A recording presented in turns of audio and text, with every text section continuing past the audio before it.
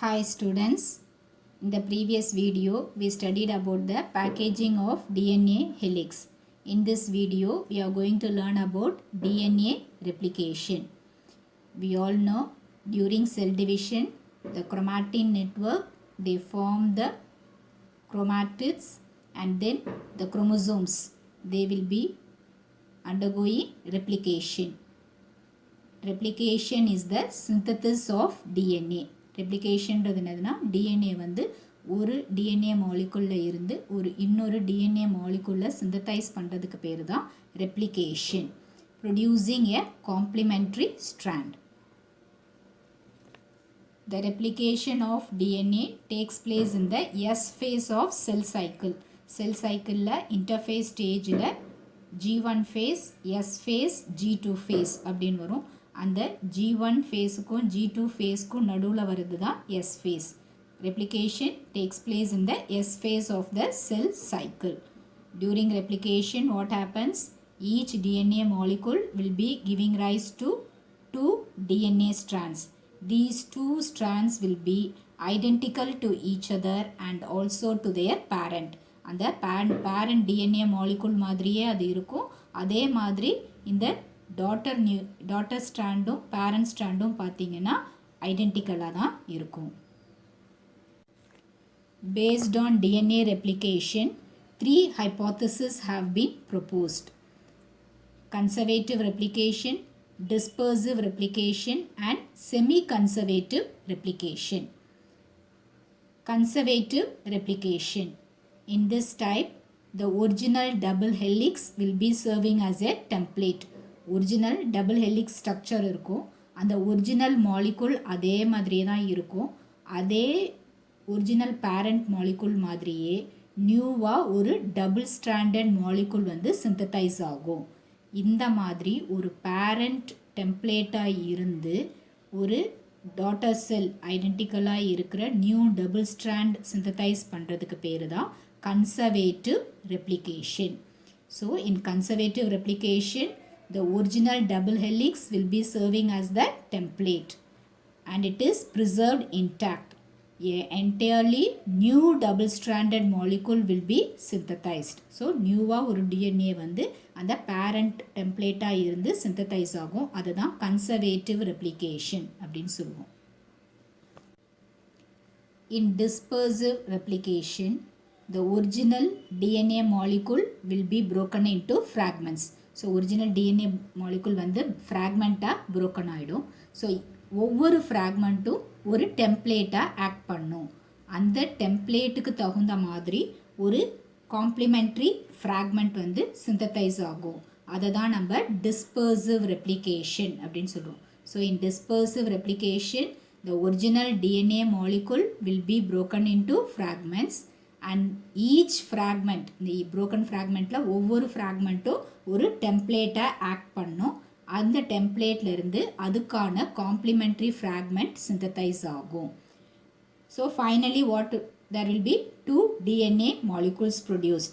They will be having both the old and the new fragments. இப்போ நம்ம produce பண்ணியிருக்கிற அந்த DNA molecule 2 DNA molecule synthesize ஆயிருக்கிறதுல பார்த்தீங்கன்னா ரெண்டுத்துலேயுமே old ஃப்ராக்மெண்ட்ஸும் இருக்கும், நியூ ஃப்ராக்மெண்ட்ஸும் இருக்கும். அதனால தான் அதை டிஸ்பர்சிவ் ரெப்ளிகேஷன் அப்படின்னு சொல்கிறோம். We all know Watson and Crick proposed the double helix model of DNA. Based on the double helix model, Watson and Crick in the year 1953 proposed the mechanism of semi-conservative replication. What they suggested is there are two polynucleotide strands in the DNA molecule. These two polynucleotide strands will unwind and they will be separating at one end.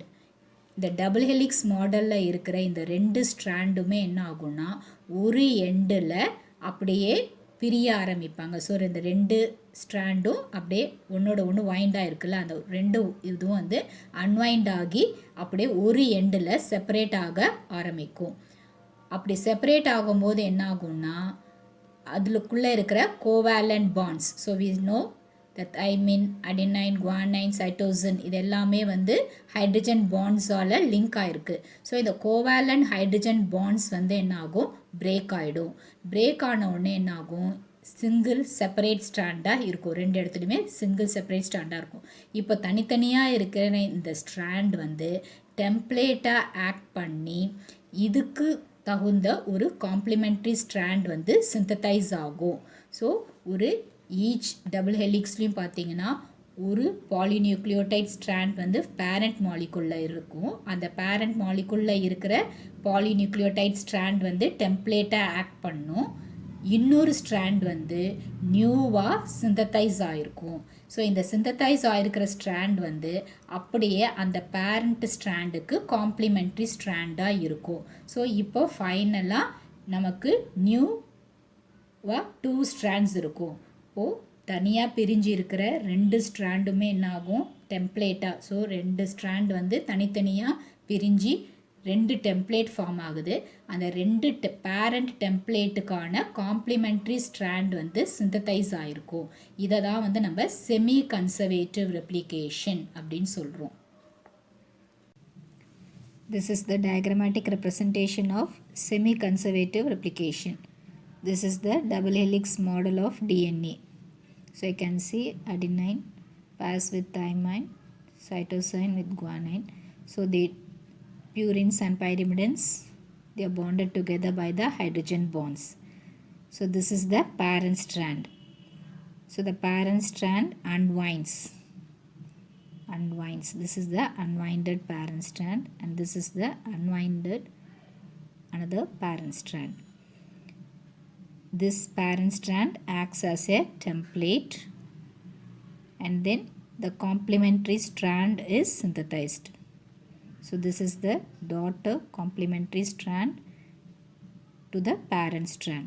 So this finally there are 2 daughter strands which have the parent template and the complementary strands.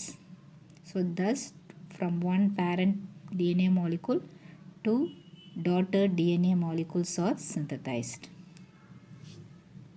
Three hypotheses: conservative replication, dispersive replication, and semi-conservative replication was proposed based on the DNA replication. Later on, in the year 1958, Messelson and Stahl, they designed one experiment to distinguish the semi-conservative, conservative, and the dispersive replication. They also tried to prove that DNA replication takes place by semi-conservative method also. Messelson and Stahl grew E. coli in 2 separate medium for about many generations. They named the E. coli, which was grown in the medium of nitrogen source ammonium chloride, which contained the heavy isotope N15, as the heavy culture. They named the medium in which the nitrogen source was contained in the light isotope N14 as the light culture. They allowed to grow the E. coli for many generations. At the end, what they observed is the bacterial DNA in the heavy culture had only the heavy isotope N15. The bacterial DNA in the light culture had only the light isotope N14. They were able to distinguish the heavy DNA N15 from the light DNA N14 by using a technique called the cesium chloride density gradient centrifugation. They took the heavy and the light DNA which was extracted from the cells in the heavy and the light culture, and then they allowed it to centrifuge. They found that 2 distinct and separate bands of DNA were separated. Heavy culture, light culture, இந்த 2 கல்ச்சரில் இருந்து அவங்களுக்கு கிடைச்ச heavy DNA light DNA ரெண்டுத்தையுமே எடுத்து centrifuge பண்ணும்போது பார்த்தோம்னா அவங்களுக்கு தனியாக 2 பேண்டாக டிஎன்ஏ கிடச்சிது. ஹெவி கல்ச்சர் டிஎன்ஏவை எடுத்து அதாவது N15 ஐசோட்டோப்பை எடுத்து அவங்க என்ன பண்ணாங்க, அமோனியம் குளோரைடு உள்ள ஒரு மீடியமில் வந்து ட்ரான்ஸ்ஃபர் பண்ணாங்க. ட்ரான்ஸ்ஃபர் பண்ணி அப்படியே விட்டுட்டு ஒரு 20 மினிட்ஸ் டியூரேஷன் கொடுத்தாங்க. அதாவது ஒரு டெஃபினட்டான ஒரு டைம் 20 மினிட்ஸ் டியூரேஷன் கொடுத்து ஃபர்ஸ்ட் 20 மினிட்ஸுக்கு அப்புறம் அதை எக்ஸாமின் பண்ணாங்க.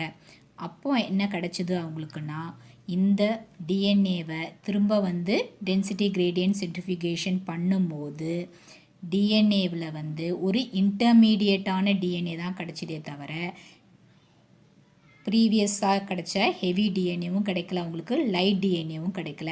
ஹெவிக்கும் லைட்டுக்கும் நடுவில் ஒரு இன்டர்மீடியட் பொசிஷனில் இருக்கிற ஒரு டிஎன்ஏ தான் அவங்களுக்கு கிடைச்சிது. They gave a definite time, so 20 minutes. So again they gave another 20 minutes. That is, after 40 minutes duration, they again extracted the DNA samples. Again they subjected to centrifugation. Now they found the DNA was settling in 2 bands. One was in the light band position and another was in the intermediate position. திரும்பவும் ஒரு second ரெப்ளிகேஷனுக்கு அதை விட்டாங்க. First 20 minutes கொடுத்தாங்க, இப்போ அடுத்த 20 minutes, அதாவது 40 minutes டோட்டலாக. 40 minutes முடிஞ்ச பிறகு திரும்ப அந்த டிஎன்ஏ சாம்பிளை எடுத்து சென்ட்ரிஃபியூக் பண்ணாங்க. இப்போ பார்த்தோம்னா அந்த டிஎன்ஏ வந்து 2 பேண்டாக வந்து செப்பரேட் ஆச்சு. ஒன்று வந்து பார்த்திங்கன்னா லைட் பேண்ட் பொசிஷனில் இருந்துச்சு, இன்னொன்று வந்து இந்த ஹெவிக்கும் லைட்டுக்கும் நடுவில் ஒரு இன்டர்மீடியட் பொசிஷனில் இருந்துச்சு. From this we can confirm that it was the semi-conservative replication.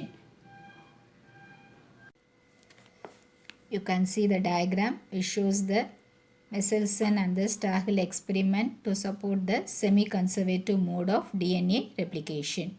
So first they have taken the DNA from the heavy culture and then they have exposed to the ammonium chloride. Then they have allowed it to replicate for 20 minutes and after 20 minutes they have made it to centrifuge.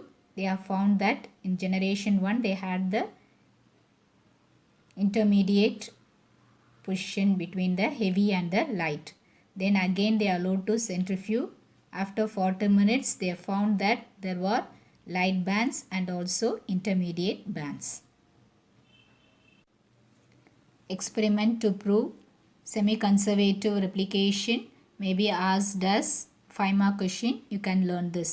In today's video, we studied about DNA replication and the experiment to prove semi-conservative replication of DNA. Hope all have understood today's topic.